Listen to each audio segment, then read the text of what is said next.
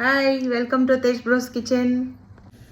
நம்ம இன்னைக்கு வந்து அவரைக்காய் புளி குழம்பு பார்க்கலாம். இதுக்கு வந்து கடாயில் ஆயில் ஊற்றி 1 ஸ்பூன் கடுகு, 1 ஸ்பூன் வெந்தயம் போட்டிருக்கேன். கொஞ்சம் கருவேப்பிலை, ஒரு 10 சின்ன வெங்காயம், கொஞ்சம் பூண்டு போட்டிருக்கேன். இப்போ இது நல்லா ஃப்ரை ஆகிடுச்சு. நான் 2 தக்காளி இதில் அரைச்சி வச்சுக்கிறேன்.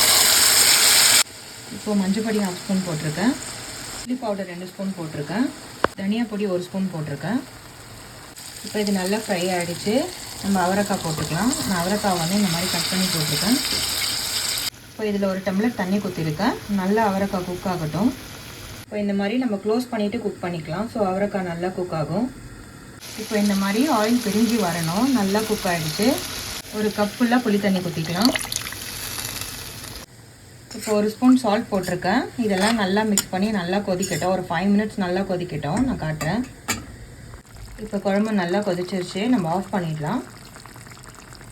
ஒரு டேஸ்டியான அவரைக்காய் புளி குழம்பு ரெடி. நீங்களும் ட்ரை பண்ணுங்கள். Thank you so much.